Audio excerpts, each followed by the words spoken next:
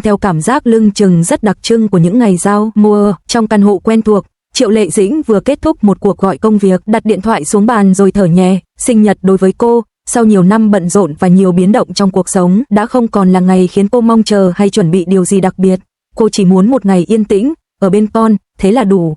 Cô không biết rằng, ở phía bên kia thành phố, Phùng Thiệu Phong đang nắm tay con trai, đứng trước một tiệm bánh nhỏ. Cậu bé ngẩng đầu nhìn những chiếc bánh trang trí rực rỡ trong tủ kính, ánh mắt sáng lên đầy háo hức. Em chỉ vào một chiếc bánh đơn giản, phủ kem trắng, bên trên có dòng chữ ngắn gọn chúc mừng sinh nhật, mẹ thích cái này. Cậu bé nói rất chắc chắn, như thể đã suy nghĩ kỹ từ lâu.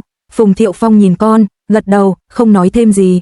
Anh để nhân viên gói bánh cẩn thận, trong lòng mang theo một cảm giác rất khó gọi tên, vừa là trách nhiệm, vừa là do dự, vừa là một chút lúng túng không thể tránh khỏi. Trên đường đến nhà Triệu Lệ Dĩnh, con trai liên tục hỏi, mẹ có vui không, mẹ có bất ngờ không? Phùng Thiệu Phong chỉ đáp ngắn gọn, mẹ sẽ vui, nhưng chính anh cũng không chắc mình đang mong chờ điều gì. Anh không đến với tư cách gì khác ngoài một người cha đưa con đi chúc mừng sinh nhật mẹ. Ít nhất, đó là điều anh tự nhủ. Chuông cửa vang lên trong căn nhà yên tĩnh, Triệu Lệ Dĩnh mở cửa, thoáng sững lại khi nhìn thấy hai ba con đứng trước mặt.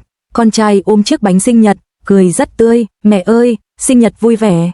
Em nói lớn, giọng đầy phấn khởi. Triệu Lệ Dĩnh cúi xuống ôm con, trong lòng dâng lên một cảm xúc bất ngờ và ấm áp. Cô không kịp che giấu sự ngạc nhiên, ánh mắt vô thức hướng về phía Phùng Thiệu Phong. Khoảnh khắc ấy, cả hai nhìn nhau, không ai nói gì, ánh mắt chạm nhau rất nhanh, rồi lại vội vã rời đi. Trên gương mặt cả hai đều hiện rõ một vẻ gượng gạo khó che, không lạnh lùng, cũng không thân mật,